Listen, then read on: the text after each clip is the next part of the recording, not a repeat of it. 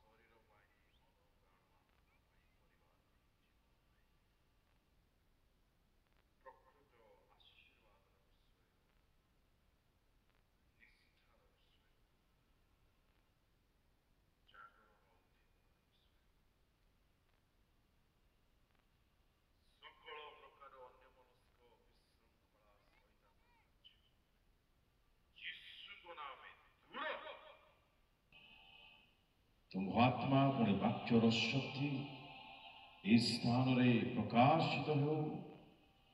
ଆମ୍ଭେମାନେ ଶୁଣିବୁ, ଲାଭାନ୍ୱିତ ହବୁ, ଗଢ଼ିବୁ, ତୁମ୍ଭ ଆଗମନ ନିମନ୍ତେ ପ୍ରସ୍ତୁତ ହେବୁ। ପ୍ରଭୁ ତଦ୍ରୂପ ତୁମ୍ଭେ କଥା କୁହ। ତୁମ ହସ୍ତରେ ସମର୍ପିତ ହୋଇ ପ୍ରାର୍ଥନା ଯୀଶୁଙ୍କ ନାମରେ ମାଗୁଛି। ପଢ଼ନ୍ତୁ। ସେ ଏହା କହନ୍ତି ଆମେ ତୁମ୍ଭର କର୍ମ ଓ ପରିଶ୍ରମ ଓ ଧୈର୍ଯ୍ୟ ଜାଣୁ। ପୁଣି ତୁମ୍ଭେ ଯେ ଦୁଷ୍ଟମାନଙ୍କର କ୍ରିୟା ସହି ନ ପାର, ଆଉ ଯେଉଁମାନେ ଆପଣା ଆଡ଼କୁ ପ୍ରେରିତ ବୋଲି କହନ୍ତି କିନ୍ତୁ ପ୍ରକୃତରେ ପ୍ରେରିତ ନୁହନ୍ତି, ସେମାନଙ୍କୁ ପରୀକ୍ଷା କରି ମିଥ୍ୟାବାଦୀ ବୋଲି ଚିହ୍ନିଅଛ। ପରମେଶ୍ୱରଙ୍କ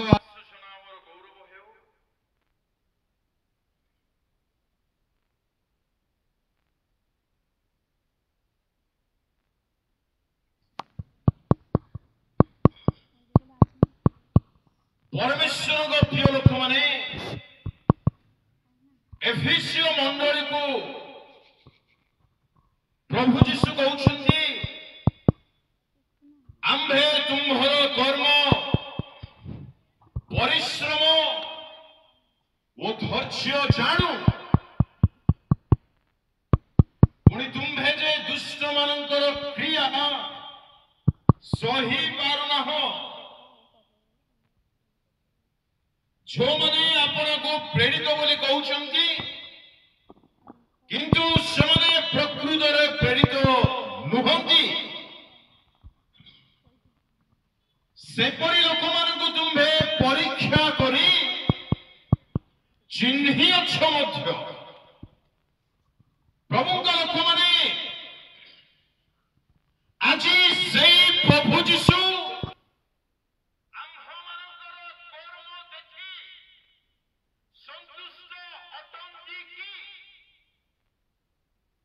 ଆମ୍ଭେମାନେ ଆମ୍ଭମାନଙ୍କୁ ପ୍ରଦତ୍ତ ହୋଇଥିବା ଶରୀରର ଅଙ୍ଗ ପ୍ରତ୍ୟଙ୍ଗ ଦ୍ୱାରା ଯେ ସକଳ କର୍ମମାନ କରୁଅଛୁ, ସେଇ କର୍ମ ସକଳ ଈଶ୍ୱରଙ୍କୁ ନିନ୍ଦା ଆଣୁଛି, ଈଶ୍ୱରଙ୍କ ନାମକୁ ଅପମାନ କରୁଛି, ଅଥବା ତାଙ୍କ ନାମ ଗୌରବାନ୍ୱିତ ହେଉଅଛି। କି ପ୍ରକାରେ ଆମ୍ଭେମାନେ ଆଜି କାର୍ଯ୍ୟ କରୁଅଛୁ? ଆମ୍ଭମାନଙ୍କ ଶରୀରର ଉପରୁ ତଳ ଯାଏ, ମସ୍ତିଷ୍କରୁ ତଳିପାଦ ଯାଏ ରହିଥିବା ଅଙ୍ଗ ପ୍ରତ୍ୟଙ୍ଗ ଦ୍ୱାରା ଆମମାନଙ୍କର ଯେଉଁ କ୍ରିୟା ହେଉଅଛି, ସେଇ କର୍ମ ଗୁଡ଼ିକ ଦେଖି ପରମେଶ୍ୱର ଆଜି certify କରିପାରିବେ ତ? ୱାଓ, ବହୁତ ଭଲ କାମ କରୁଛନ୍ତି। ଏମାନଙ୍କର କର୍ମ ଅତି ଭଲ ଅଟେ। ଏମାନଙ୍କର କର୍ମ ପଛର ଉଦ୍ଦେଶ୍ୟ ମଧ୍ୟ ଉତ୍ତମ ଅଟେ। ଆଜି ପରମେଶ୍ୱରଙ୍କ ଆତ୍ମା ଆମ୍ଭମାନଙ୍କୁ ଏହା ଅନାଇ କହିପାରିବ କି?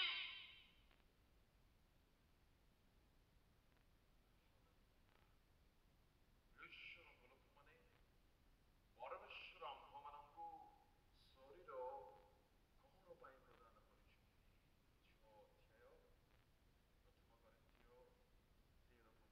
ଅଧ୍ୟାୟ ପ୍ରଥମ କରିନ୍ଥିୟ 13 ପଦ। ଖାଦ୍ୟ ଉଦର ନିମନ୍ତେ, ପୁଣି ଉଦର ଖାଦ୍ୟ ନିମନ୍ତେ। କିନ୍ତୁ ପରମେଶ୍ୱର ଏ ଦୁହିକୁ ଲୋପ କରିବେ। ଶରୀର ପାପ ନିମନ୍ତେ ନୁହେଁ, ବ୍ୟଭିଚାର ପାଇଁ ନୁହେଁ, କାମୁକତା ପାଇଁ ନୁହେଁ, ଅଭିଳାଷ ପୂରା କରିବା ପାଇଁ ନୁହେଁ, ନିଜର ଶରୀର ଈଶ୍ୱରଙ୍କ ନିମନ୍ତେ ଅଟେ।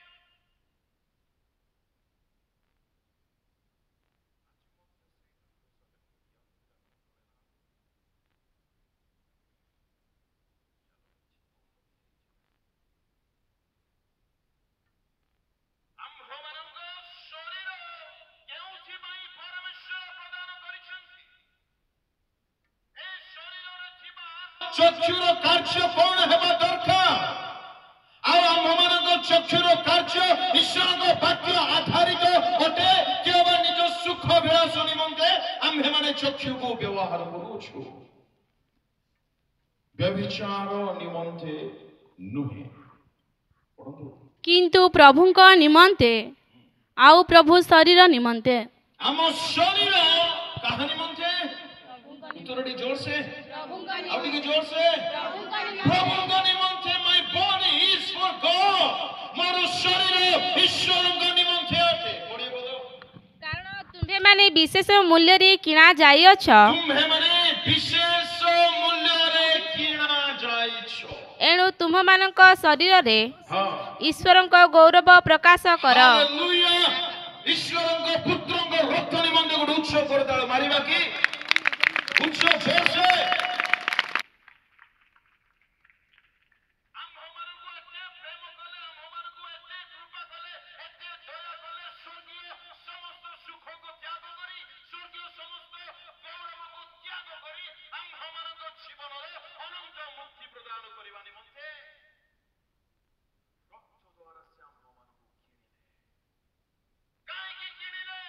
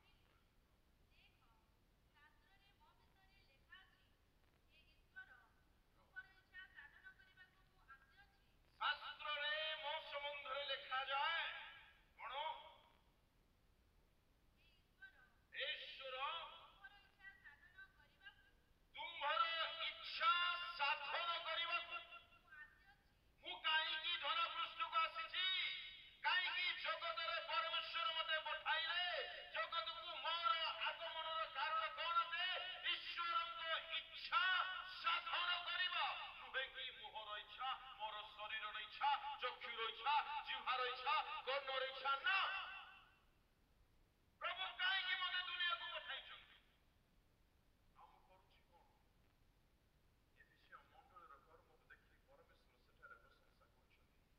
ଆଜି ଆମମାନଙ୍କର କର୍ମକୁ ଦେଖି କ୍ରିୟା କାର୍ଯ୍ୟକୁ ଦେଖି ପରମେଶ୍ୱରଙ୍କ ମନରେ କଣ ଚାଲୁଛି?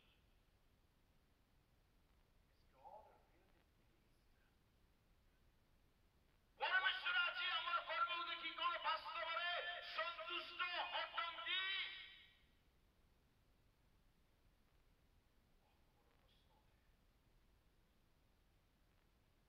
Whatever Jesus did, ଯାହା କିଛି ପ୍ରଭୁ ଯୀଶୁ କଲେ, ସେ ସମସ୍ତ କର୍ମ ଦ୍ୱାରା ଈଶ୍ୱରଙ୍କୁ ଗୌରବ କଲେ, ଗୌରବର କାର୍ଯ୍ୟ କଲେ। କେବଳ ଈଶ୍ୱରଙ୍କ ଇଚ୍ଛା, ଈଶ୍ୱରଙ୍କ କଣ କୁହନ୍ତୁ ଜୋରସେ କାହାର କହୁଥିବେ ମଝିରେ ମଝିରେ କିଛି ଅଞ୍ଚଳକୁ ଗଲେ ଆଜ୍ଞା ପାଟି ପାଟିରେ କଣ ଖାଉଛନ୍ତି ଜଣେ ଷ୍ଟେଜ ଉପରେ ବସିଥିବେ। ଥ୍ୟାଙ୍କ ୟୁ, ଆପଣମାନଙ୍କୁ ବହୁତ ବହୁତ ଧନ୍ୟବାଦ। ପ୍ରଭୁ ଯୀଶୁ ଗୋଟିଏ ମାତ୍ର କାର୍ଯ୍ୟ କରୁଥିଲେ।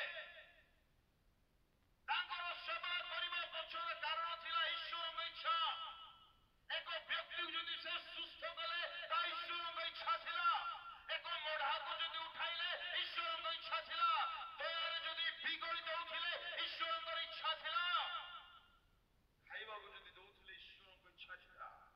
ଅନ୍ଧକୁ ଯଦି ଚକ୍ଷୁ ଦେଲେ ଈଶ୍ୱରଙ୍କ ଇଚ୍ଛା ଥିଲା। ଖଞ୍ଜକୁ ଯଦି ଚଲାଇଲେ ଈଶ୍ୱରଙ୍କ ଇଚ୍ଛା ଥିଲା। Whatever Jesus did, he did only the God's will. ଈଶ୍ୱରଙ୍କ ଇଚ୍ଛା ପରିବର୍ତ୍ତେ ବାହାରେ ସେ ଆଉ କିଛି କରୁନଥିଲେ। ଜାଣନ୍ତି ଖ୍ରୀଷ୍ଟିଆନ ଜୀବନ କଣ ଅଟେ? ଖ୍ରୀଷ୍ଟିଆନ ଜୀବନ ଯେ ଆମମାନଙ୍କୁ ଧରାପୃଷ୍ଠକୁ ପଠାଇଛନ୍ତି ତାହାଙ୍କ ଇଚ୍ଛା ଜାଣିବା, ପୁଣି ତାହା କରୁ କରୁ କରୁ କରୁ ଆପଣାର ଶେଷ ନିଶ୍ୱାସ ତ୍ୟାଗ କରିବା। That is true Christian life. ତାହା ଅଟେ ବାସ୍ତବ ଖ୍ରୀଷ୍ଟିଆନ ଜୀବନ। ଈଶ୍ୱରଙ୍କ ଇଚ୍ଛା କରିବା ପାଇଁ ମୁଁ କେତେ ଆଜି ଆତୁର ଅଟେ।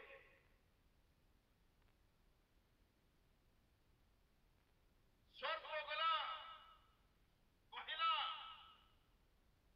ହବା ମ୍ୟାଡାମ କାହାର ଇଚ୍ଛାକୁ ପୂରଣ କଲେ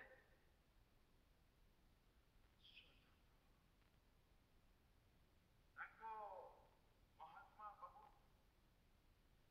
ଆଜ୍ଞା ଆତମ ମହାଶୟ କାହାର ଇଚ୍ଛା ପୂରଣ କଲେ? ଅର୍ଦ୍ଧାଙ୍ଗିନୀର। ପରମେଶ୍ୱର କହିଲେ ଯାଅ ନାହିଁ, ଅର୍ଥାତ୍ ଈଶ୍ୱରଙ୍କ ଇଚ୍ଛା ତାହା ଖାଦ୍ୟ ସେଇ ଫଳ ଭୋଜନ ନ କରନ୍ତୁ। ଏହା ଈଶ୍ୱରଙ୍କ ଇଚ୍ଛା ଥିଲା। କିନ୍ତୁ ଏମାନେ କାହାର ଇଚ୍ଛାକୁ ପୂରଣ କରୁଛନ୍ତି ଆଜ୍ଞା? ଦୁଃଖର ବିଷୟ ଅଟେ। ଆମ୍ଭେମାନେ ସେମାନଙ୍କ ପରି ଆଜି ନହୁ ତ ପରମେଶ୍ୱର ଏକମାତ୍ର ଆଜ୍ଞା ସେମାନଙ୍କୁ ପ୍ରଦାନ କରିଥିଲେ। ତୁମ୍ଭେ ସେଇ ବୃକ୍ଷର ଫଳ ଭୋଜନ କରିବ ନାହିଁ। ଈଶ୍ୱରଙ୍କର ଏକମାତ୍ର ଇଚ୍ଛା ସେମାନଙ୍କ ଜୀବନ ପାଇଁ ଥିଲା ତୁମେ ତାହା ଖାଅ ନାହିଁ। ଆଉ ପରମେଶ୍ୱରଙ୍କର ଇଚ୍ଛାକୁ ସେମାନେ ପ୍ରାୟୋରିଟି ଦେଲେ ନାହିଁ, ଗୁରୁତ୍ୱ ଦେଲେ ନାହିଁ। ଶୈତାନର କଥାରେ ପଡ଼ିଗଲେ। ସେ ତ ପଡ଼ିଲେ ତାର ସ୍ୱାମୀ ମଧ୍ୟ ପଡ଼ିଗଲା। ଏ ଆତମ କହିପାରିଥାନ୍ତା ନା ନାହିଁ? ନାହିଁ, ତୁ ଖାଇଲୁ ଠିକ ଅଛି, ଖାଇଲେ ତୁ କଣ କରିବୁ କରେ, କିନ୍ତୁ ମତେ ପରମେଶ୍ୱର କହିଛନ୍ତି ତୁମ୍ଭେ ଖାଇବ ନାହିଁ।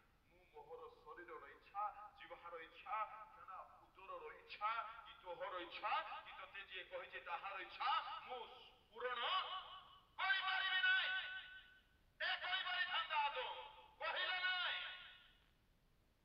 ଆଜି ଅନେକଙ୍କର ସେଇ ସ୍ଥିତି। ଆସିବା ଲୋକମାନେ ଆସୁଥିବେ, ଆପଣମାନେ ବାକ୍ୟ ଆଡ଼କୁ ଧ୍ୟାନ ଦଉଥିବେ।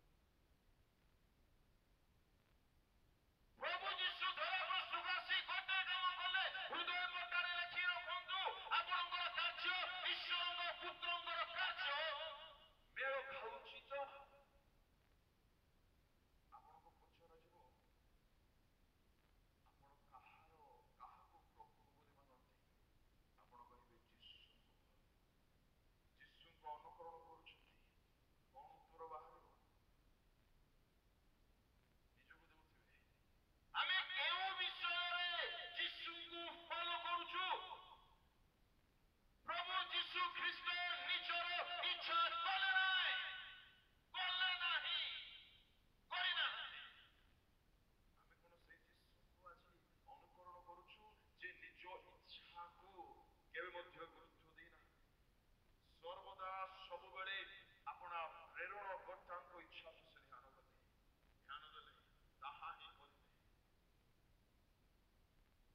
ଝିଅ ପ୍ରାର୍ଥନାରେ କହିଲେ, ପ୍ରଭୁ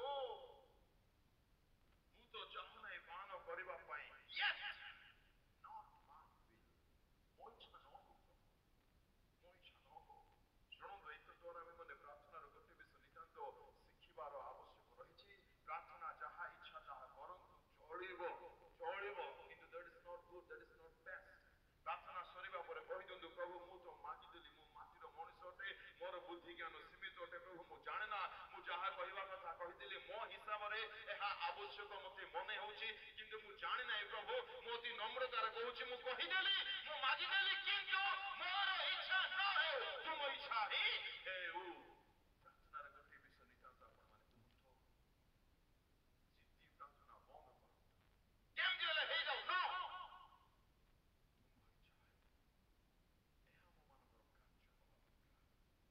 ଯାହା କରୁଛୁ ତାହା ଈଶ୍ୱରଙ୍କ ଇଚ୍ଛାର କାର୍ଯ୍ୟ ହଉ।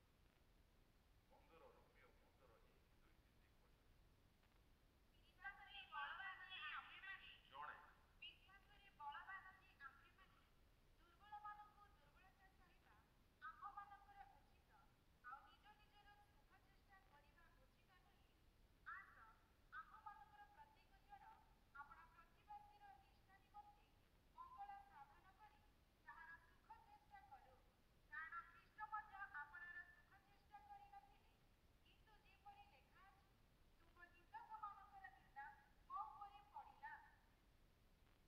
ନିଜ ନିଜର ସୁଖ ଚେଷ୍ଟା କରିବା ଉଚିତ ନୁହେଁ। କାହିଁକି ନୁହେଁ? ଯେ ଆମ୍ଭମାନଙ୍କର ଅଗ୍ରଗାମୀ ଅଟନ୍ତି, ଯେ ଆମ୍ଭମାନଙ୍କର କର୍ତ୍ତା ଅଟନ୍ତି, ଯେ ଆମ୍ଭମାନଙ୍କର ଗୁରୁ ଅଟନ୍ତି, ସେ ନିଜେ ଖ୍ରୀଷ୍ଟ ମଧ୍ୟ ଆପଣାର ସୁଖ ଚେଷ୍ଟା କରିନଥିଲେ। ଏକ ବ୍ୟକ୍ତି ନିଜର ଇଚ୍ଛାକୁ ଯଦି ଚାହୁଁଛି, ସେ ଖ୍ରୀଷ୍ଟଙ୍କୁ ଅନୁକରଣ କରୁନାହିଁ। ଖ୍ରୀଷ୍ଟଙ୍କ ଲୋକମାନେ, ମୁଁ ଯଦି ଆପଣମାନଙ୍କୁ ପଚାରିବି, ଆପଣମାନେ ଖ୍ରୀଷ୍ଟଙ୍କୁ ବିଶ୍ୱାସ କରନ୍ତି କି? ଆପଣ କହିବେ, କଣ ଅଯଥା ପ୍ରଶ୍ନ ପଚାରୁଛ ଷ୍ଟିଫେନ୍ ବାବୁ? ଅଯଥା ନୁହଁ। ଆପଣ ଯାହାକୁ ବିଶ୍ୱାସ କରୁଛନ୍ତି, ଆପଣଙ୍କର କର୍ମ ଦ୍ୱାରା ତାଙ୍କୁ ବିଶ୍ୱାସ କରୁଛନ୍ତି ବୋଲି ପ୍ରକାଶିତ ହେଉଛି ତ? ନା ଖାଲି ପାଟିରେ, ମନରେ ଖାଲି ଭାବୁଛନ୍ତି ମୁଁ ଖ୍ରୀଷ୍ଟଙ୍କୁ ବିଶ୍ୱାସ କରୁଛି ବୋଲି? ଆପଣଙ୍କର ଚକ୍ଷୁର କାର୍ଯ୍ୟ ଦ୍ୱାରା ଆପଣ ଯାହାକୁ ବିଶ୍ୱାସ କରୁଛନ୍ତି ତାହା ମେଳ ଖାଉଛି ତ? ଯାହାକୁ ବିଶ୍ୱାସ କରୁଛନ୍ତି ତାଙ୍କର କେଉଁ ଗୁଣ, କେଉଁ ସ୍ୱଭାବ ଆଜି ଆମ୍ଭମାନଙ୍କ ଠାରେ ସ୍ଥାନ ପାଇଛି? ଆପଣ ଏକ ବୁଦ୍ଧିମାନ ସହିତ ପ୍ରତିଦିନ 1 ଘଣ୍ଟାଏ ଲେଖାଏଁ ସମୟ କ୍ଷେପଣ କରିବେ, ତାଙ୍କ ବୁଦ୍ଧିର ପ୍ରଭାବ ଆପଣଙ୍କ ଜୀବନରେ ଦେଖାଯିବା କଥା ନା ନାହିଁ? ଉତ୍ତର ଟିକେ ପାଇବେ କି?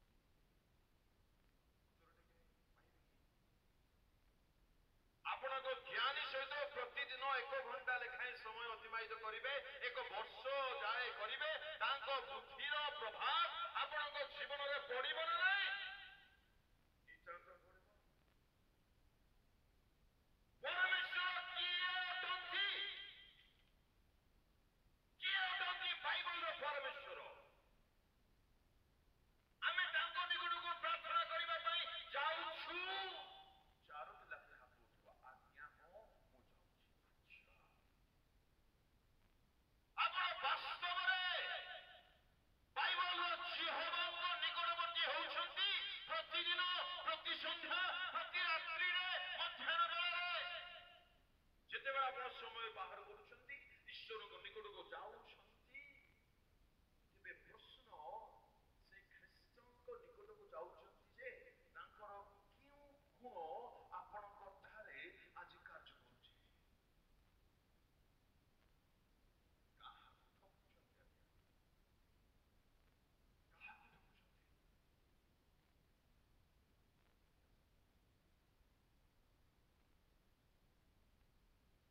ଆଜ୍ଞା, ପାଇଁ ଠକିବା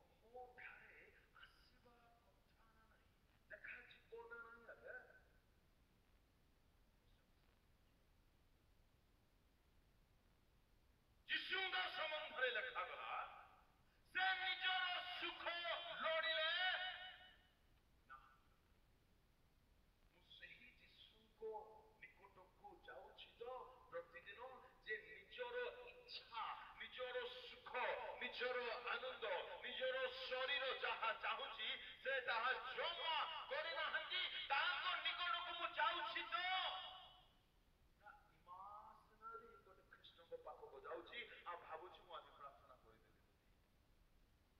ଆଜି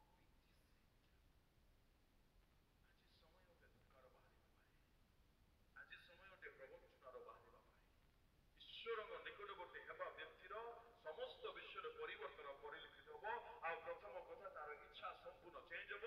ସେ ନିଜର ଇଚ୍ଛା କରିବା ପାଇଁ କେବେ ଚାହିଁବ ନାହିଁ, ସେ କରିପାରିବ ନାହିଁ, ତାକୁ ମୋଟେ ଇଚ୍ଛା ହେବ ନାହିଁ। ଯେହେତୁ ତାର ଗୁରୁ ତାଙ୍କ ନିଜ ଇଚ୍ଛା କରିବା ପାଇଁ ଧରା ପୃଷ୍ଠକୁ ଆଗମନ କରିନଥିଲେ। ପ୍ରଭୁ ଯୀଶୁ ଗୋଟେ ମାତ୍ର କର୍ମ କରୁଥିଲେ, ପିତାଙ୍କ ଇଚ୍ଛା, ପିତାଙ୍କ ଇଚ୍ଛା ଯାହା ପ୍ରଥମ ନାରୀ ପ୍ରଥମ ପୁରୁଷ ଆଦମ ହବା କରିନାହାନ୍ତି ସେମାନେ। ଦାଉଦଙ୍କ ପୁତ୍ର ଅମନ ଆପଣ ଶରୀରର ଇଚ୍ଛାକୁ ପୂରଣ କଲେ। ନିଜ ଜୀବନ ବର୍ବାଦ ହେଲା, ଭଉଣୀର ଜୀବନ ମଧ୍ୟ ବର୍ବାଦ ହେଲା। ଅନେକ ପ୍ରଭୁଙ୍କ ଲୋକମାନେ ଅଛନ୍ତି ବାଇବଲରେ, ଆମେ ଗତକାଲି ତାହା ଦେଖିଥିଲୁ ଅଳ୍ପ ହୁଏ। ପାପ କରିବା ପାଇଁ ଯଥେଷ୍ଟ ସୁଯୋଗ ଥିଲା ଏକ ବାଇବଲର ଯୁବକଙ୍କ ପାଖରେ। ଆଉ ତାଙ୍କୁ ପାପ କରିଲେ ଲାଭ ମିଳିଥାନ୍ତା, ପାପ କରିଥିଲେ ପ୍ରମୋଶନ ମିଳିଥାନ୍ତା, ପାପ କରିଥିଲେ ଭଲ ଟଙ୍କା ଦରମା ବଢିଥାନ୍ତା, ଭଲ ଫେସିଲିଟି ପାଇଥାନ୍ତା, ସେ ଉନ୍ନତି ହୁଏତ ପାଇଥାନ୍ତା। ସୁଯୋଗ ଥିଲା ଶରୀରର ଇଚ୍ଛା ନିଜର ସୁଖ ପୂରଣ କରିବା ପାଇଁ।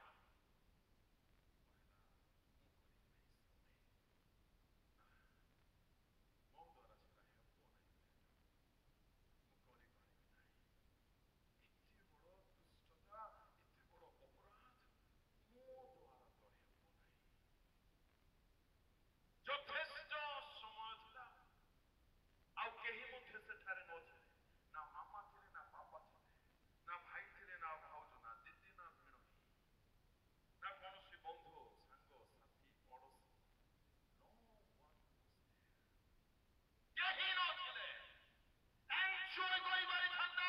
ଶରୀର ଯୋଉ ସୁଖକୁ ଚାହୁଁଛି ତାହାକୁ ପୂରଣ କରିବାର ବଢିଆ ସୁଯୋଗ ଥିଲା। କାହା ନିକଟରେ?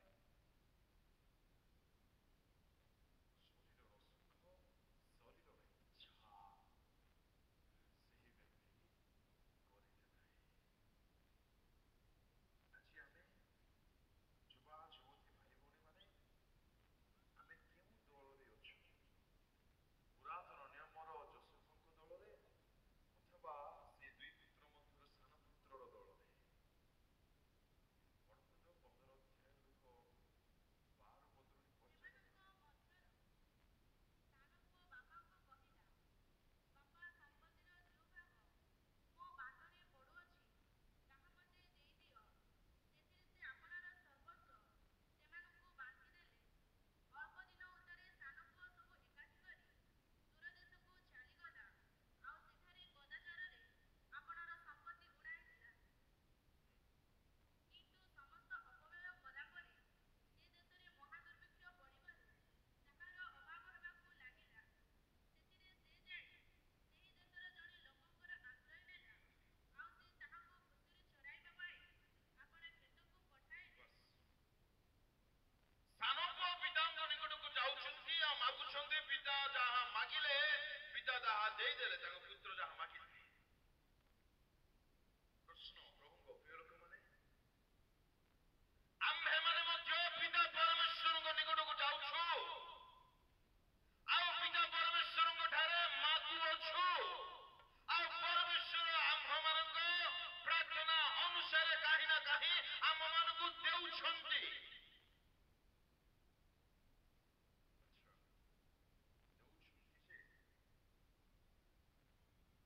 ସେ ଆଶୀର୍ବାଦ ଆମ୍ଭମାନଙ୍କୁ ଈଶ୍ୱରଙ୍କ ଇଚ୍ଛା ପୂରଣ କରିବା ପାଇଁ ଚ୍ୟାଲେଞ୍ଜ କରୁଛି, ଇଚ୍ଛା ଆଉ ବଢାଉଛି, ବା ଈଶ୍ୱରଙ୍କ ଇଚ୍ଛା ପରିବର୍ତ୍ତେ ନିଜର ଇଚ୍ଛା କରିବା ପାଇଁ ହେଲ୍ପ କରୁଛି। ଯେପର୍ଯ୍ୟନ୍ତ ଏ ମାଗି ନଥିଲେ, ପାଇ ନଥିଲେ, ଈଶ୍ୱରଙ୍କ ଇଚ୍ଛାରେ ରହିଥିଲେ, ଚାହିଁ ନଥିଲେ, ନିଜ ଶରୀରର ଇଚ୍ଛା କରିବାର ସୁଯୋଗ ପାଇ ନଥିଲେ। ଆପଣମାନେ ମାଗୁଛନ୍ତି ଯେ କଣ ମାଗୁଛନ୍ତି? ଆପଣ ଯାହା ନିମନ୍ତେ ପ୍ରାର୍ଥନା କରୁଛନ୍ତି ପ୍ରଭୁ, ସେହି ହବାକୁ ମୁଁ ଚାହୁଁଛି, ସେହି ହବାକୁ ହିଁ ମୁଁ ଚାହୁଁଛି। ସେ ଆଦମ ନହେଲେ ମୁଁ ବଞ୍ଚି ପାରିବି ନାହିଁ। ଏହା ଈଶ୍ୱରଙ୍କ ଇଚ୍ଛା ଅନୁସାର ବିଷୟ ତ। ସେ ଯାହା କିଛି କଲେ ଈଶ୍ୱରଙ୍କ ଇଚ୍ଛା କଲେ। ଅର୍ଥାତ୍ ଆମମାନଙ୍କର ମାଗିବାର ବିଷୟ ମଧ୍ୟ ଈଶ୍ୱରଙ୍କ ଇଚ୍ଛା ଅନୁସାରେ ହେବା ଦରକାର। ଆଶୀର୍ବାଦ ପାଇଲା ପରେ ପୁତ୍ର ଜଣକ କାହାର ଇଚ୍ଛା କରିବା ପାଇଁ ବାହାରିଲେ? ଈଶ୍ୱରଙ୍କର, ପିତାଙ୍କର ଅଥବା ଶରୀରର ନିଜ ସୁଖ? ପରମେଶ୍ୱର କାହିଁକି ଆପଣଙ୍କୁ ଆଶୀର୍ବାଦ କରିଛନ୍ତି?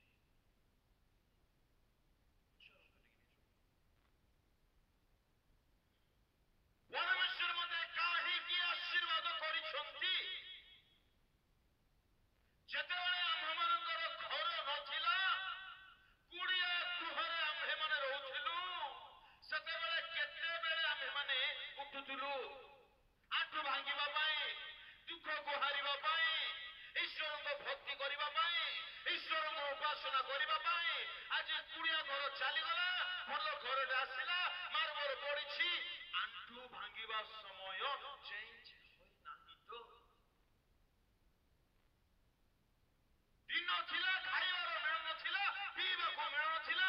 ଯେତେବେଳେ ସେ ସବୁ ବଢିଗଲା, ଈଶ୍ୱରଙ୍କ ଆଶୀର୍ବାଦ ମିଳିଲା, ପ୍ରାର୍ଥନା ଜୀବନରେ ପରିବର୍ତ୍ତନ ଆସିନାହିଁ ତ? ଏକ ପୁଅ, ଏକ ଝିଅ ଭଲରେ ପାଠ ପଢିବା ପାଇଁ ବୁଦ୍ଧି ଜ୍ଞାନ ମାଗନ୍ତି, ପରମେଶ୍ୱରଙ୍କ ଅନୁଗ୍ରହ ମାଗନ୍ତି, ସ୍ମରଣ ଶକ୍ତି ମାଗନ୍ତି, ଆର୍ଥିକ ସହାୟତା ମାଗନ୍ତି। ପରମେଶ୍ୱରଙ୍କ ନିକଟରେ ପାଠ ପଢି ପଢି ବୁଦ୍ଧି ଜ୍ଞାନ ଲାଭ କରି କରି ପାଠ ସମାପ୍ତ କରି ଯେତେବେଳେ ଚାକିରି ପାଇଯାଆନ୍ତି, এই ଚାକିରି ଈଶ୍ୱରଙ୍କ ନିକଟବର୍ତ୍ତୀ ହେବା ପାଇଁ ସାହାଯ୍ୟ କରୁଛି, ଅଥବା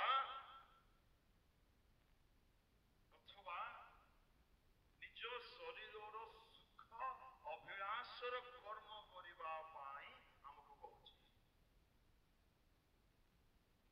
ଯେତେବେଳେ ଆମ ହାତ ଟଙ୍କା ଦେଖିନଥିଲା, ଧ୍ୟାନ ଦେବେ ଭାଇ ଭଉଣୀମାନେ, ଯେତେବେଳେ ଏ ହାତ ଟଙ୍କା ଧରି ନଥିଲା, ହଜାର ହଜାର ଲକ୍ଷ ଲକ୍ଷ ଟଙ୍କା ଦେଖିନଥିଲା, ଗଣି ନଥିଲା, ଧରି ନଥିଲା, ସେତେବେଳେ ଯେଉଁ ଭକ୍ତିର କାର୍ଯ୍ୟ, ଯେଉଁ ପ୍ରେମର କାର୍ଯ୍ୟ, ଯେଉଁ ଭୟର କାର୍ଯ୍ୟ, ଯେଉଁ ପବିତ୍ରତାର କାର୍ଯ୍ୟ ଆମ୍ଭମାନଙ୍କ ଦ୍ୱାରା ହେଉଥିଲା, ଟଙ୍କା ଦେଖିଲା ପରେ, ଟଙ୍କା ଧରିଲା ପରେ, ଟଙ୍କା ମିଳିଲା ପରେ ତା ପରିବର୍ତ୍ତନ ହୋଇନାହିଁ ତ? କିପରି ଅଛି ଆମର କାର୍ଯ୍ୟ? କେଉଁ କାର୍ଯ୍ୟ ଆମମାନେ କରୁଛୁ? କଣ କରୁଛୁ ଆମେ ଆପଣ ହସ୍ତ ଦ୍ୱାରା? এই ହସ୍ତ ଦିନେ ପିତାଙ୍କ ସେବା କରୁଥିଲା, এই ହସ୍ତ ଦିନେ ପିତାଙ୍କ ନିମନ୍ତେ ପରିଶ୍ରମ କରୁଥିଲା, এই ହସ୍ତ ଦିନେ ପିତାଙ୍କ ସେବା କିପରି ଉନ୍ନତି ହେବ, ମୋ ଦ୍ୱାରା ମୋର ପାପ କଣ ତାହା କରିବାର ବ୍ୟସ୍ତ ଥିଲା। ଯେତେବେଳେ ଆଶୀର୍ବାଦ ପାଇଲା, ପିତାଙ୍କ କାର୍ଯ୍ୟ କରିବ କଣ? ପିତାଙ୍କ ଠାରେ ହିଁ ନାହିଁ, ଆଉ ମଣ୍ଡଳୀରେ ନାହିଁ, ଆଉ ଗିର୍ଜାରେ ନାହିଁ, ଆଉ ସଭାରେ ନାହିଁ। My question, where are the young people today?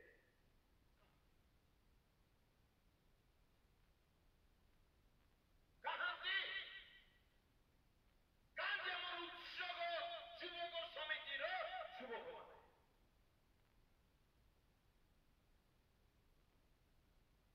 ଯେପର୍ଯ୍ୟନ୍ତ ଆଶୀର୍ବାଦ ନାହିଁ ସେ ପର୍ଯ୍ୟନ୍ତ ଆନନ୍ଦ, ଯେପର୍ଯ୍ୟନ୍ତ ଆଶୀର୍ବାଦ ନାହିଁ ସେ ପର୍ଯ୍ୟନ୍ତ ପ୍ରାର୍ଥନା, ଯେପର୍ଯ୍ୟନ୍ତ ଆଶୀର୍ବାଦ ନାହିଁ ସେ ପର୍ଯ୍ୟନ୍ତ ପ୍ରଭୁଙ୍କ ଦାସ ପଛରେ ଯିବା। ଆଶୀର୍ବାଦ ପାଇଲା ପରେ ଦାସ କିଏ, ଆମେ କିଏ, ବାଇବଲ କିଏ, ଆମେ କିଏ, ପ୍ରାର୍ଥନା କିଏ, ଆମେ କିଏ, କିଛି ସମ୍ପର୍କ ନାହିଁ, ଦୂରକୁ ଚାଲିଗଲା। କାହା ଇଚ୍ଛା କରୁଛନ୍ତି ସେ ବର୍ତ୍ତମାନ? ଶରୀରର ସୁଖ, ନିଜର ଇଚ୍ଛା।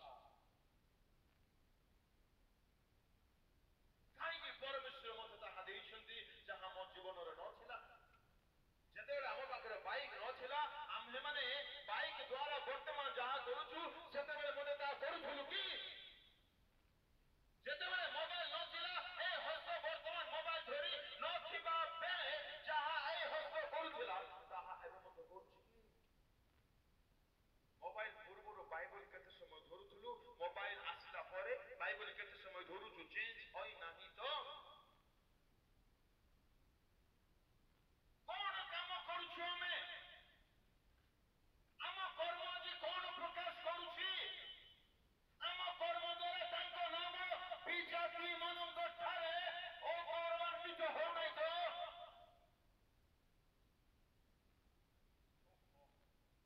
ବହୁତ କଷ୍ଟ ଲାଗେ ଛୁଆ ମାନଙ୍କୁ ଦେଖିଲେ, ବହୁତ କଷ୍ଟ ଲାଗେ। ଯୁବା ଯୁବତୀ ଅବସ୍ଥା କେତେ କହିଲେ ବୁଝିବେ ନାହିଁ।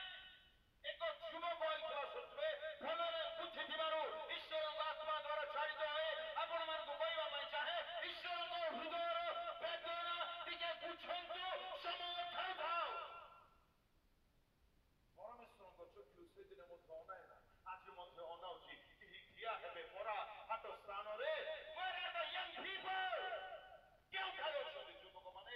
ଯେ ଆଣ୍ଠୁ ଭାଙ୍ଗିବେ, ଯେ କ୍ରନ୍ଦନ କରିବେ, ଯେ ବିଳାପ କରିବେ, ପରମେଶ୍ୱର ଆମର ଗ୍ରାମ ଉଦ୍ଧାର ପାଉ, ଏହା ଈଶ୍ୱରଙ୍କ ଇଚ୍ଛା। କି କାମରେ ବ୍ୟସ୍ତ ସେମାନେ? କଣ କରୁଛନ୍ତି ସେମାନେ? କିଏ କାନ୍ଦିବ ଏଥିପାଇଁ? କିଏ ଉପବାସ କରିବ ଏଥିପାଇଁ? କିଏ ଫାଷ୍ଟିଂରେ ଠିଆ ହବ? କିଏ ଲଢିବ? କିଏ ଉଦ୍ଧାର କରି ଟାଣି ଆଣିବ?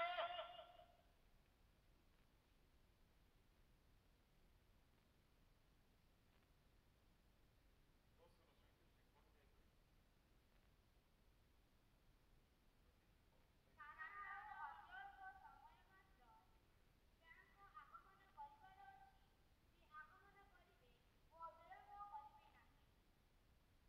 ଆଉ ଅତି ଅତି କାରଣ ଆଉ ଅଳ୍ପ ସମୟ ଅତି ଅଳ୍ପ ସମୟ ମାତ୍ର। ଶୁଣନ୍ତୁ ପ୍ରିୟ ଯୁବକ ଯୁବତୀମାନେ, ଆପଣ ଶରୀରର ଇଚ୍ଛା, ଶରୀରର ସୁଖ ଅଭିଳାଷକୁ ଏନ୍ଜୟ କରିବା ପାଇଁ ଆଉ ସମୟ ନାହିଁ। ମୁଁ କହୁନି, ଈଶ୍ୱର ବାକ୍ୟ କହୁଛି ସମୟ ନାହିଁ, ଅତି ଅଳ୍ପ। ଆପଣମାନେ এই ଶରୀରରେ ଯେଉଁ ସବୁ କର୍ମ କରୁଛନ୍ତି ତାହା ପ୍ରସ୍ତୁତି ହେବାର କର୍ମ ଅଟେ ତ? ସେଇ ଶରୀରର କର୍ମ ଆପଣଙ୍କର ଆତ୍ମିକ ଶରୀରକୁ ପ୍ରସ୍ତୁତ ହେବାରେ ସାହାଯ୍ୟ କରୁଛି ତ? ଯେହେତୁ ସେ ଦୁଲ୍ହା ବର ଅତି ଶୀଘ୍ର ଆଗମନ କରିବେ, ଆଉ ବିଳମ୍ବ କରିବେ ନାହିଁ। ଆମେ ନିଜର କର୍ମ ଦ୍ୱାରା ତାଙ୍କ ନିକଟକୁ ଊର୍ଦ୍ଧ୍ୱକୁ ନୀତ ହେବା ପାଇଁ ପ୍ରସ୍ତୁତିର କାର୍ଯ୍ୟ କଲୁଣି। କି କାମ କରୁଛୁ ଆମେ ଆଜି? ସକାଳୁ ଉଠିଲେ କରୁଛୁ କଣ? କରୁଛୁ କଣ? କାହା ସହିତ ସମୟ କ୍ଷେପଣ କରିବା ପାଇଁ ଭଲ ପାଉଛି ଆମ ଶରୀର? ସକାଳୁ ଉଠୁ ଉଠୁ ଆମ ହସ୍ତ କାହାକୁ ଧରିବା ପାଇଁ ଚାହୁଁଛି? ଦେଖ ମତଲବ ଉଠୁ ଉଠୁ ମୋବାଇଲ ଧରିବା ହାତ, ଖାଇଲା ବେଳକୁ ମୋବାଇଲ ଧରିବା ହାତ, ୱାଶରୁମରେ ମଧ୍ୟ ମୋବାଇଲ ନେଇକି ଯିବେ। ପ୍ରଭୁଙ୍କ ପ୍ରିୟ ଲୋକମାନେ ଶୁଣନ୍ତୁ, ଭେଣ୍ଡିଆ ମାନେ ଯେତେ ଅଛ, ଯୁବତୀ ମାନେ ଏକାଠି ନାଇଟରେ ଆପଣଙ୍କ ଶଯ୍ୟାରେ ବେଡରେ ମୋବାଇଲକୁ ଧରି ଆପଣଙ୍କର ଆଙ୍ଗୁଠି କଣ ସର୍ଚ୍ଚ କରୁଛି? ସେ କର୍ମ ଦ୍ୱାରା ପରମେଶ୍ୱର ସନ୍ତୁଷ୍ଟ ତ? ଏକାକି ଲୁଚି ଲୁଚି ଟାୱାର ନଥିଲେ ମଧ୍ୟ ଟାୱାର ଥିବା ସ୍ଥାନକୁ ଯାଇ ଆମ ଆଙ୍ଗୁଠିର କାର୍ଯ୍ୟ କଣ କରୁଛି? କି କାମ କରୁଛି ଆମର ହାତ? କଣ ଟେକ୍ସଟ କରୁଛି? କଣ ଟାଇପ କରୁଛି? କାହାକୁ କଲ୍ କରୁଛି? ସେ କର୍ମ କଣ ପରମେଶ୍ୱରଙ୍କ ଦୃଷ୍ଟି ଗୋଚର ନୁହେଁ? କାହାକୁ ଠକୁଛନ୍ତି ବୋଲି ଭାବୁଛନ୍ତି ଆଜ୍ଞା? ଆପଣମାନେ ଆମକୁ ଠକି ପାରିବେ, ପ୍ଲିଜ ଠକନ୍ତୁ। ତାଙ୍କୁ କିଏ ଠକିବ? ସ୍ୱର୍ଗରେ ମୁଁ ଛାଡ଼ିଯିବି ଗେଟରେ, ନା ପ୍ରଭୁଙ୍କ ଦାସ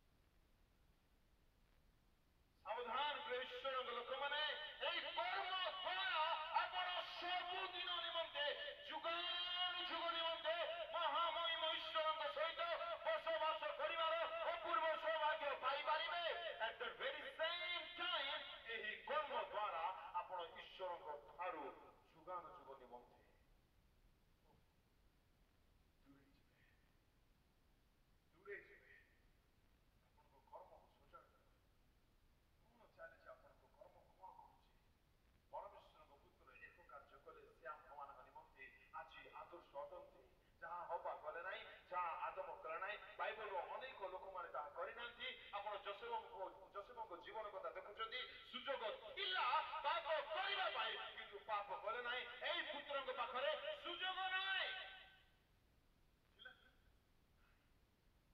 କିନ୍ତୁ ଏ କଣ କରୁଛି? ସୁଯୋଗକୁ କ୍ରିଏଟ କରୁଛି। ଆଜି ଅନେକ ଯୁବା ଯୁବତୀ ମାନଙ୍କର ଏଇ କଣ୍ଡିସନ, ସୁଯୋଗ ନ ଥାଉଛି, ଥାଉ ନାହିଁ, କିନ୍ତୁ ଏମାନେ କ୍ରିଏଟ କରୁଛନ୍ତି। Why? To fulfill their lust. ଶରୀରର ଅଭିଳାଷକୁ ପୂରା କରିବା ପାଇଁ ସୁଯୋଗ ନଥିଲେ ମଧ୍ୟ ସୁଯୋଗ ନିଜେ ତିଆରି କରୁଛନ୍ତି।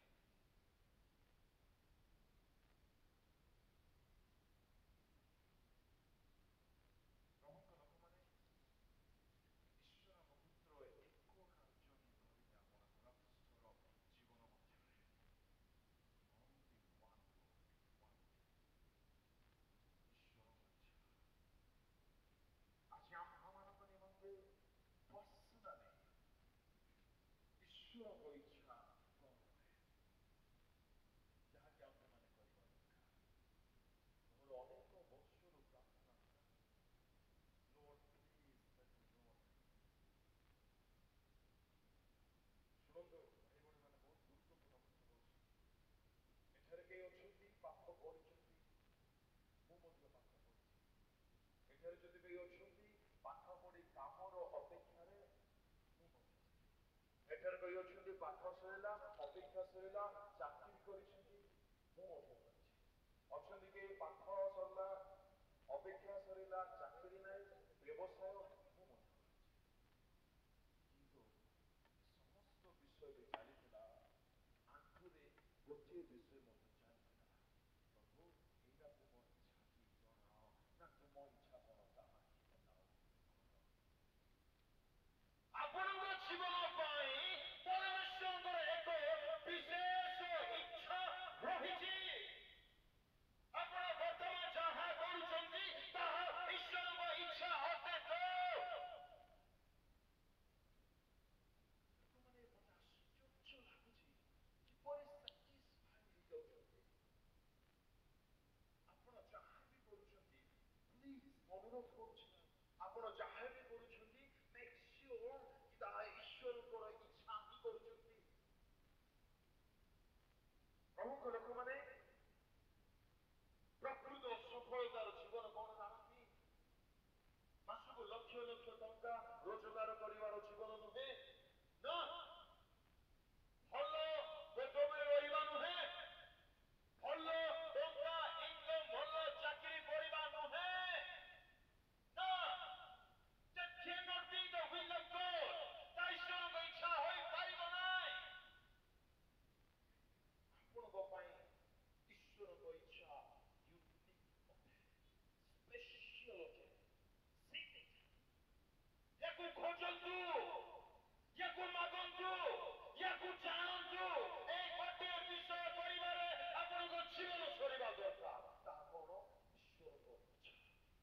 ଈଶ୍ୱରଙ୍କ ଇଚ୍ଛା।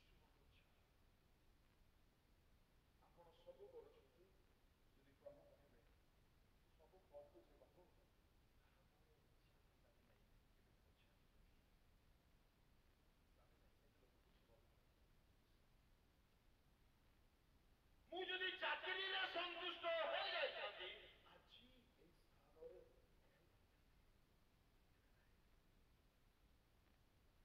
ଜୀବନରେ ଯଦି କିଛି ଖୋଜିବା ଦରକାର, କିଛି ଜାଣିବା ଦରକାର, କିଛି ବୁଝିବା ଦରକାର, କିଛି କରିବା ଦରକାର, ଯିଏ ଆପଣଙ୍କୁ ସୃଷ୍ଟି କରିଛନ୍ତି ତାଙ୍କ ଇଚ୍ଛାକୁ ଜାଣନ୍ତୁ, ତାଙ୍କ ଇଚ୍ଛା ଖୋଜନ୍ତୁ, ତାଙ୍କ ଇଚ୍ଛା ବୁଝନ୍ତୁ, ତାଙ୍କ ଇଚ୍ଛା କରିବା ପାଇଁ ପ୍ରାଣପଣ କରନ୍ତୁ, ଆତ୍ମାଙ୍କ ଶକ୍ତି ମାଗନ୍ତୁ। ତାଙ୍କ ଇଚ୍ଛା କରି କରି ଆପଣଙ୍କର ଶେଷ ନିଶ୍ୱାସ ତ୍ୟାଗ କରନ୍ତୁ। ତାହାକୁ କୁହାଯିବ ବାସ୍ତବ ସଫଳତାର ଜୀବନ। ପ୍ରଭୁ ଆମମାନଙ୍କୁ ତାଙ୍କ ଇଚ୍ଛା କିଛି ରିଭିଲ୍ କରିଛନ୍ତି। ଆମେ ଅଳ୍ପ ସମୟ ଦେଖି ସମାପ୍ତ କରିବା। କିନ୍ତୁ ଏ ସବୁଠାରୁ ବଡ଼ ଇଚ୍ଛା ଆପଣମାନଙ୍କ ନିମନ୍ତେ ବାଇବଲରେ ଲେଖା ହୋଇନାହିଁ। ଯାହା ଆଣ୍ଠିବାକୁ ପଡ଼ିବ, ଉପବାସ କରିବାକୁ ପଡ଼ିବ। ପର୍ସନାଲି ମୋ କଥାକୁ ବୁଝିଯିବେ, ଆପଣଙ୍କ ଜୀବନ ଧନ୍ୟ ହେଇଯିବ। ଆପଣ ଯେ କେହି ହୁଅନ୍ତୁ, ଛୋଟ ହୁଅନ୍ତୁ, ବଡ଼ ହୁଅନ୍ତୁ, ଯେ କେହି ହୁଅନ୍ତୁ, ମୁଁ କହିବା ପାଇଁ ଚାହେଁ ଈଶ୍ୱରଙ୍କ ଇଚ୍ଛା ଆପଣଙ୍କ ପାଇଁ ବ୍ୟକ୍ତିଗତ ରୂପେ ରହିଛି। ଏଥିପାଇଁ ଆଙ୍କାନ୍ତୁ।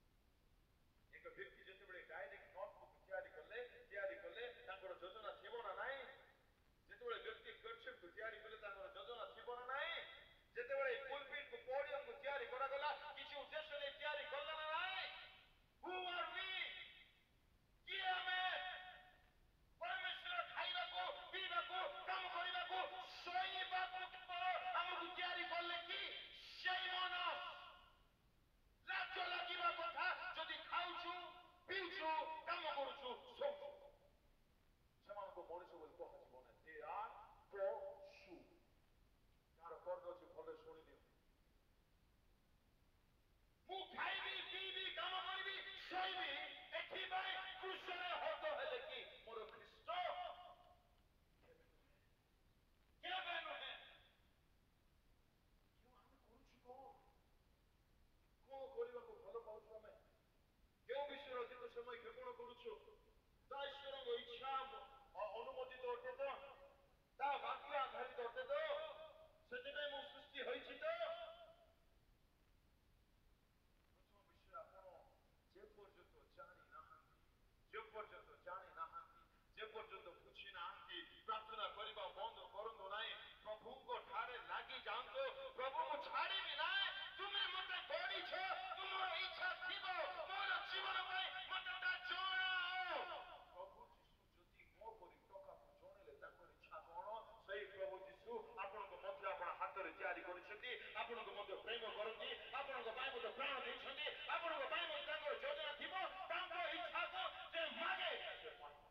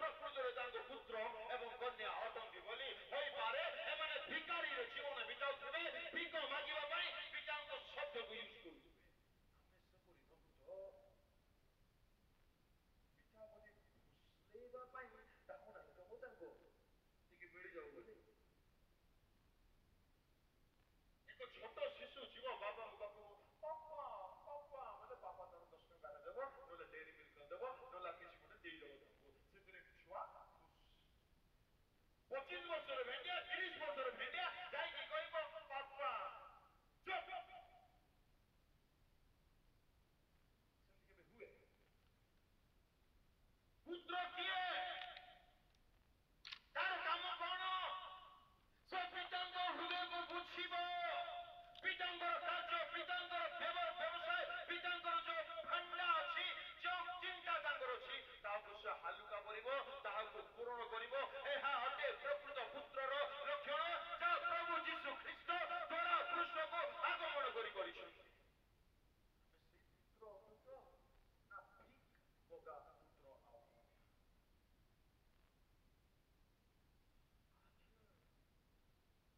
କେବେ ଯାଏ ଚାଲିବ ଏଇ ଜୀବନ?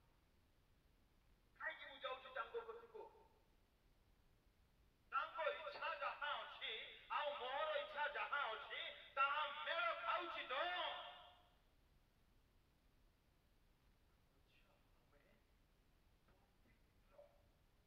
ତେବେ ଆମେ ତାଙ୍କ ନିକଟକୁ କଣ ପାଇଁ ଯିବା ଦରକାର ତମେ ଜାଣ କି?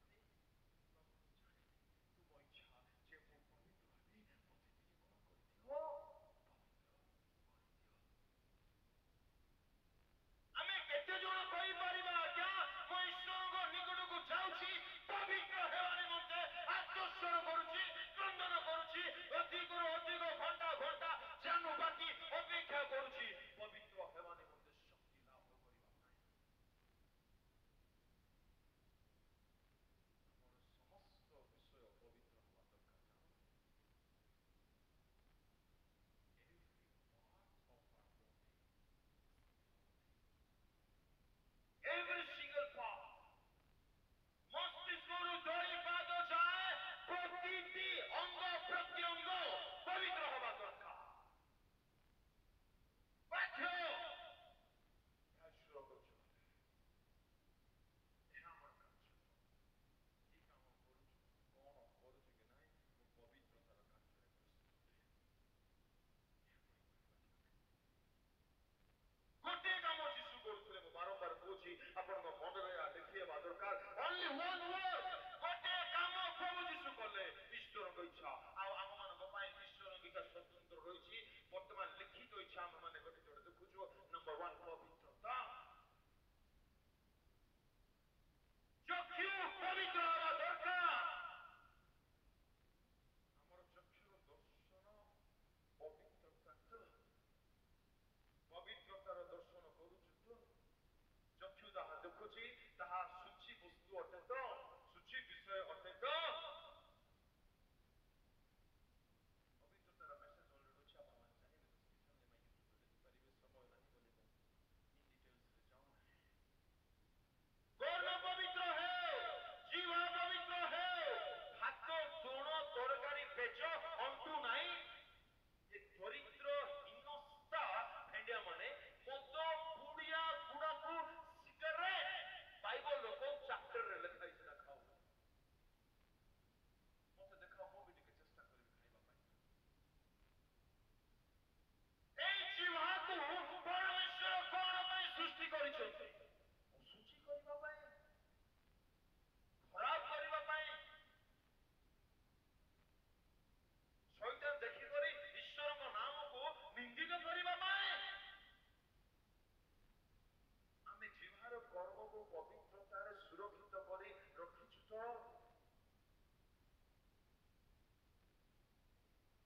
ପ୍ରତିଟି ଅଙ୍ଗ ପ୍ରତ୍ୟଙ୍ଗ ପବିତ୍ର ହବା ଦରକାର। Girls, what about your garments? ଝିଅମାନେ, ଆପଣମାନେ ନିଶ୍ଚିତ ଅଟନ୍ତି ଆପଣମାନଙ୍କର ବସ୍ତ୍ର ପରିଧାନ ପବିତ୍ରତା ଅଟେ ବୋଲି? ସାବଧାନ, ସାବଧାନ। ଆପଣମାନଙ୍କର ବସ୍ତ୍ର ପରିଧାନ ଦ୍ୱାରା ଯଦି ଏକ ଯୁବକ ପାପ କରିବା ପାଇଁ ପ୍ରଲୋଭିତ ହେଉଛି, ଛାଡ଼ିବେ ନାହିଁ ପରମେଶ୍ୱର ଆପଣଙ୍କୁ। ଅନ୍ୟର ବିଘ୍ନର କାରଣ ହୁଅନ୍ତୁ ନାହିଁ। କାହା ଲେଖା ହେ ସାହାବ କି ଏକ ଝିଅ ଟି ଶର୍ଟ ପିନ୍ଧିବା ଜରୁରୀ ଅଟେ? ବାଳକ ଆଜ୍ଞା ମାନେ ଟିକେ ଉତ୍ତର ଦେବେ। ଟି ଶର୍ଟ ପୁଅମାନଙ୍କ ନିମନ୍ତେ ଉଦ୍ଦିଷ୍ଟ ଅଥବା ଝିଅମାନଙ୍କ ନିମନ୍ତେ? ଉତ୍ତର ଆସିବ କି ମୋ ପଛରେ?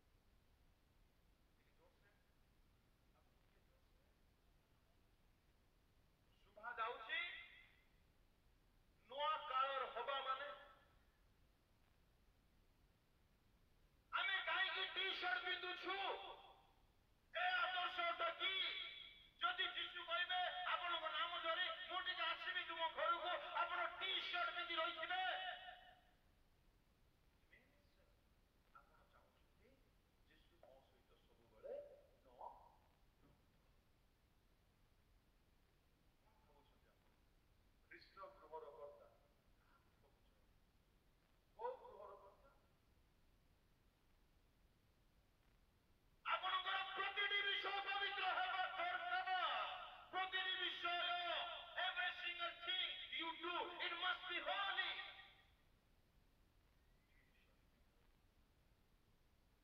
ଆଜିକାଲି ଓଢ଼ଣୀ ଦେବା ବନ୍ଦ ହେଇଯାଇଛି ଏବେ ଦେଲେ କିଛି ହବ ନାହିଁ ଦିଅ ନାହିଁ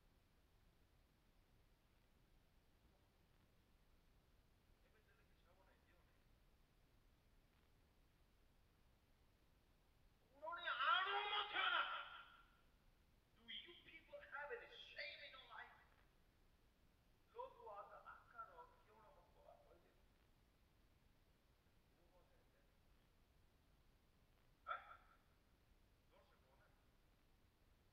ಲೋಕವಾಕಾರ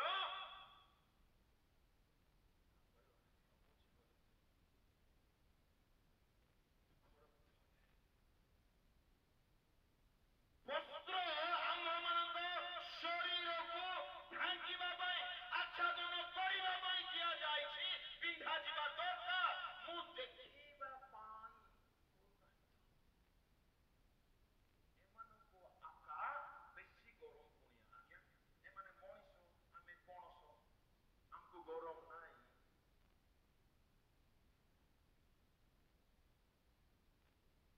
ଆପଣଙ୍କ ବସ୍ତ୍ର ପରିଧାନ ମଧ୍ୟ ଅଛି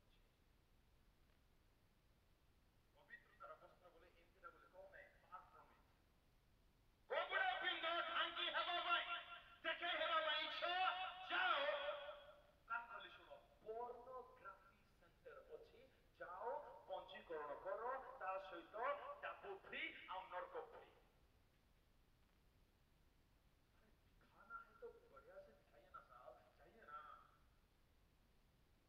चर्च गृह मंडली ईश्वर सानिध्य बॉडी शरीर देखेबार विषय नुह किपरि मो वस्त्र परिधान करुछि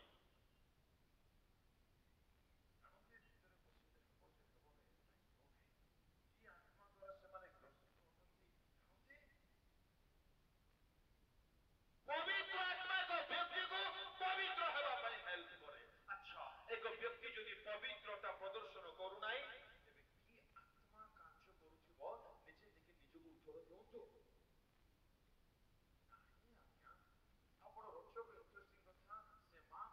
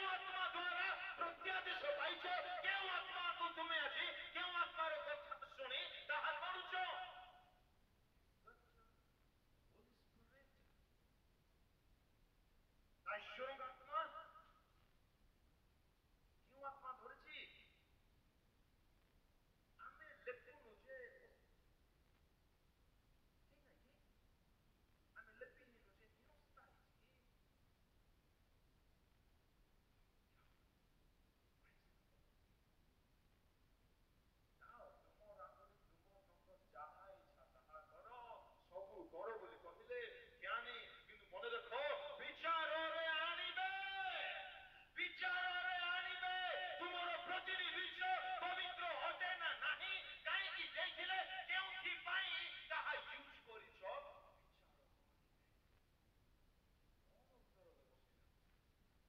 ଉତ୍ତର ଦେବ ସେଇଟା ଆଜି କହିଲା ବେଳକୁ 32 ଜାଗାରେ 64 ଦେଖାଯାଉଛି ଭେରି ଗୁଡ୍ ଦେଖାଯାଉ ସେଇଦିନ କେତେ ଦେଖାଯିବ ମୁଁ ବି ଥିବି ଆପଣମାନେ ମଧ୍ୟ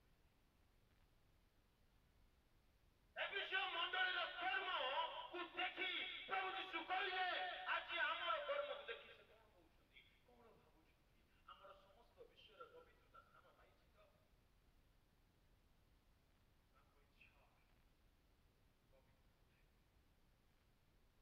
ପବିତ୍ର ଯାହା ପବିତ୍ରତା ନାହିଁ ଯେଉଁଠାକୁ ଗଲେ ଆପଣଙ୍କ ପବିତ୍ରତା ଖରାପ ହେଇଯିବ ଯେଉଁଠାକୁ ଗଲେ ଆପଣ ଅଶୁଦ୍ଧ ହେଇଯିବେ ଯେଉଁଠାକୁ ଗଲେ ଆପଣ ପବିତ୍ର ହେବାର ବାଧା ପାଇବେ ସେଇ ସ୍ଥାନକୁ ଯାଆନ୍ତୁ ନାହିଁ ମେକ୍ ଇଟ୍ ଆଲୋ ଏକ ଗୋଟେ ବିଧି ବନାନ୍ତୁ ମୁଁ ତା ସହିତ ମିଶିଲେ ଆତ୍ମିକ ହେଇପାରୁଛି ନା ତାର ଖରାପ ସ୍ୱଭାବ ମତେ ପ୍ରଭାବିତ କରୁଛି ଯଦି ମୁଁ ଆତ୍ମିକ ହେଇପାରୁନାହିଁ ତା ସହିତ ମିଶିବା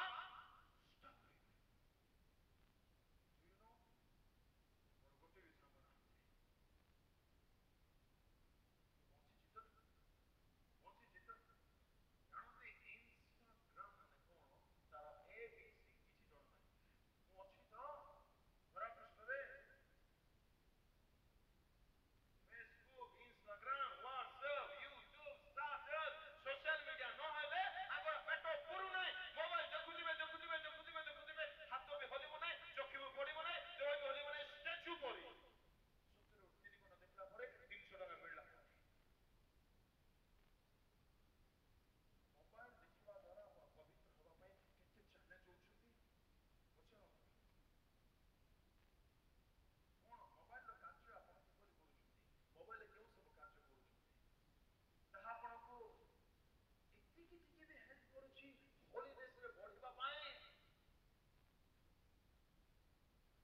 ଈଶ୍ୱରଙ୍କ ଇଚ୍ଛା ପବିତ୍ର ଆମର ସବୁ ବିଷୟ ପବିତ୍ର ହେବା ଦରକାର ସବୁ ବିଷୟ ଦ୍ୱିତୀୟରେ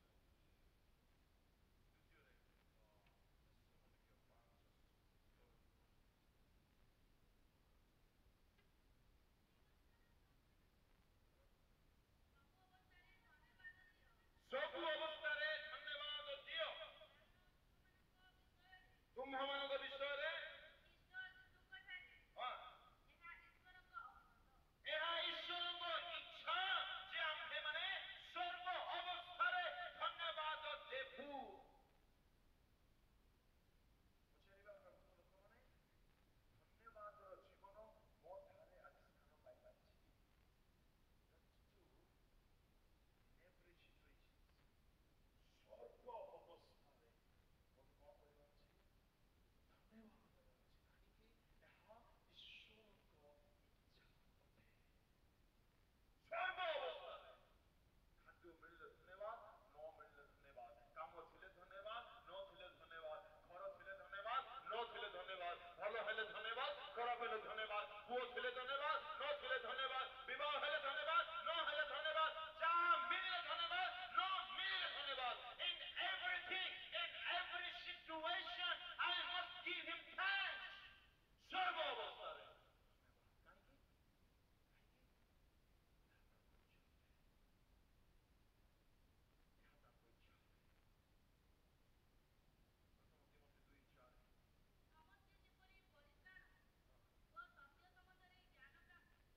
2:4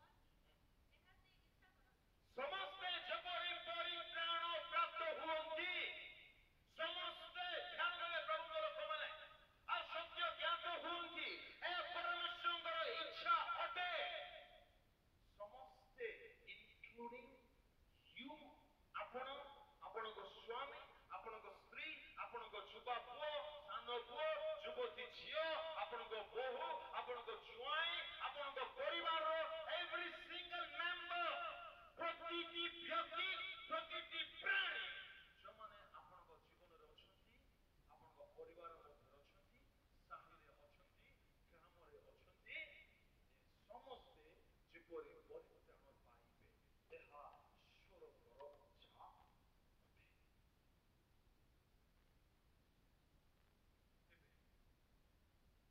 ପ୍ରଶ୍ନ ଆଜି ମୁଁ କେଉଁ ପାପରୁ ପରିତ୍ରାଣ ପାଇଛି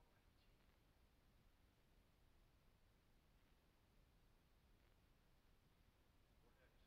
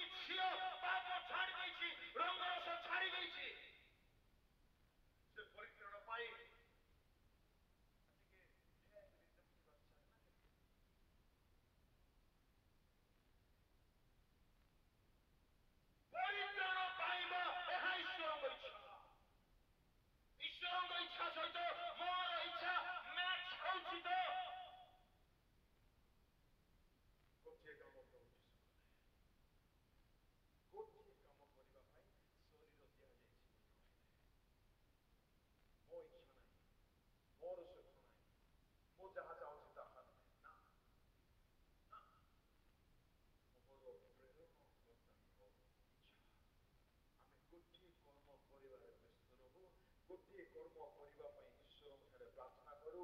ପ୍ରଭୁ ମୋତେ କଣ ପାଇଁ ତୁମେ ଧରା ପୃଷ୍ଠକୁ ଆଣିଛ? ତୁମ୍ଭ ଇଚ୍ଛା ମୋତେ ସୃଷ୍ଟି କରିବା ପଛରେ, ମୋତେ ତିଆରି କରିବା ପଛରେ ତୁମର ଯୋଉ ଇଚ୍ଛା ଅଛି ମୋତେ ଜାଣିବା ପାଇଁ ଦିଅ ପ୍ରଭୁ, ଆଉ କରିବା ପାଇଁ ଶକ୍ତି ଦିଅ ପ୍ରଭୁ।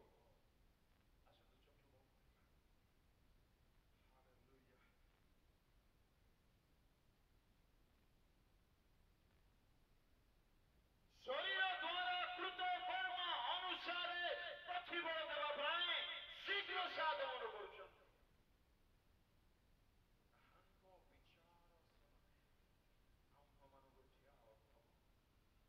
ପ୍ରତିଟି କର୍ମର ନିକାଶ ଦେବାକୁ ହବ। ଶୁଣନ୍ତୁ ଭାଇମାନେ, ଆପଣଙ୍କର ଦାମ୍ଭିକତା ଏଠାରେ ଚଳୁଛି, ସେଠାରେ ଚଳିବ ନାହିଁ। ଆପଣଙ୍କର ଅଳସ୍ୱାମୀ ଜୀବନ, ଆପଣଙ୍କର ଶୁଖିଲା ଟେମ୍ପର ଏଠି ଚଳୁଛି, ଈଶ୍ୱରଙ୍କ ଆଗରେ ଚଳିବ ନାହିଁ। ତତ୍କାଳୀନ ସମ୍ରାଟ ମାନଙ୍କୁ ଘାସ ଖୁଆଇ ଦେଇଛନ୍ତି। ଆଜ୍ଞା ଆମେ କିଏ ଉଠୁ? କଣ କରୁଛୁ ଆମେ? ଆପଣ ହସ୍ତ ପଦ, ଆପଣ ଚକ୍ଷୁ କର୍ଣ୍ଣ ଜିହ୍ବା ଦ୍ୱାରା ଆମ କର୍ମ ଠାରେ କି ଆଜି ପରମେଶ୍ୱର ସନ୍ତୁଷ୍ଟ ହଟନ୍ତି? ଯଦି ପ୍ରଭୁଙ୍କ ଆତ୍ମା ଆପଣଙ୍କ ସହିତ କଥା ହଉଛନ୍ତି, ଆପଣ ନିରବ ରୁହନ୍ତୁ ନାହିଁ। କ୍ଷମା ମାଗନ୍ତୁ ସମୟରେ। ପ୍ରିୟ ଭଉଣୀ, ପ୍ରିୟ ଯୁବ ଭାଇ, ଏକାନ୍ତରେ ଏକଲାରେ ଯେତେବେଳେ ଆପଣଙ୍କ ସହିତ କେହି ରହୁନାହାନ୍ତି, ସେତେବେଳେ କେଉଁ କାମ କରୁଛନ୍ତି? ଆପଣ କଣ କରୁଛନ୍ତି? କଣ କରିବାକୁ ଭଲ ପାଉଛନ୍ତି? ଆଉ ସମୟ ନାହିଁ ବୋଲି ଏପ୍ରିଲ ଲେଖକ କହିଲେ। ସମୟ ଅତି ଅଳ୍ପ, ସେ ଶୀଘ୍ର ଆଗମନ କରିବେ।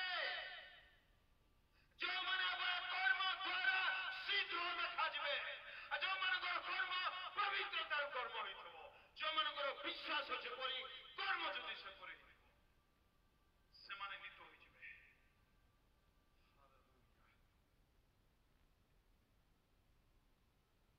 ଆଉ ସମୟ ନାହିଁ ନିଜ ଇଚ୍ଛା କରି ରହିବା ପାଇଁ, ଆଉ ସମୟ ନାହିଁ ଟଙ୍କି ଅନୁସାରେ ଚାଲିବା ପାଇଁ, ଆଉ ସମୟ ନାହିଁ ଜୀବନ ଅଭ୍ୟାସ ପୁରା କରିବା ପାଇଁ, ଆଉ ସମୟ ନାହିଁ ଶାରୀରିକ ଅଭ୍ୟାସ ପୁରା କରିବା ପାଇଁ। ଏବେ ଯଦି ଫେରିବେ ନାହିଁ, ଅଦ୍ଭୁତ ଦୃଶ୍ୟ ଦେଖିବେ ଈଶ୍ୱରଙ୍କର।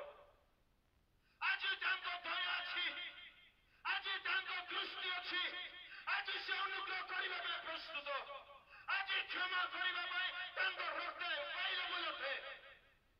ଆମେ ଆସନ୍ତାକାଲି ବିଷୟରେ ଜାଣୁ। ଆଜି ଯଦି ଫେରିବେ ଦୟା ପାଇବେ, ଆଜି ଯଦି ଫେରିବେ କ୍ଷମା ପାଇବେ, ଆଜି ଯଦି ଫେରିବେ ରକ୍ତ ଦ୍ୱାରା ଧୌତ ହୋଇପାରିବେ। ଆଜି ଅଛି ସମୟ। ଗୋଟେ 2 ମିନିଟ୍ ମୁଁ ଆପଣମାନଙ୍କୁ ଦଉଛି, ଆପଣଙ୍କ ଚକ୍ଷୁ ବନ୍ଦ ହଉ, ଆପଣ ଅନୁତାପରେ ରୁହନ୍ତୁ। କାହାରି ଚକ୍ଷୁ ଖୋଲା ନ ହେଉ, ଅଳ୍ପ ସମୟରେ ସାରିବା। And now is the time to repent. ଈଶ୍ୱର ଜାଣିଛନ୍ତି, ଆଉ ଆପଣ ମଧ୍ୟ ଜାଣିଛନ୍ତି, ଆପଣ ମଧ୍ୟ ଜାଣିଛନ୍ତି। ତାହା ଯଦି ବାକ୍ୟ ଅନୁସାରେ ହେଇନାହିଁ, ତାହା ଯଦି ବାକ୍ୟ ଆଧାରିତ ହୋଇପାରି ନାହିଁ, ଆପଣ ଗୋଟିଏ କାମ କରନ୍ତୁ, ପ୍ରଭୁଙ୍କ ଠାରେ ନିଜ ଜୀବନକୁ ସମର୍ପି ଦିଅନ୍ତୁ। ପ୍ରଭୁଙ୍କୁ କୁହନ୍ତୁ, Lord, I'm deeply Satan, I'm deeply sorry, ମୋତେ କ୍ଷମା ଦିଅ। ଏବେ କ୍ଷମା ମାଗି ପାରିବେ ଆପଣ। ଆସନ୍ତାକାଲି କଥା ଆମେ ଜାଣୁନା। ତାଙ୍କ ଇଚ୍ଛା ପବିତ୍ରତା ହବ।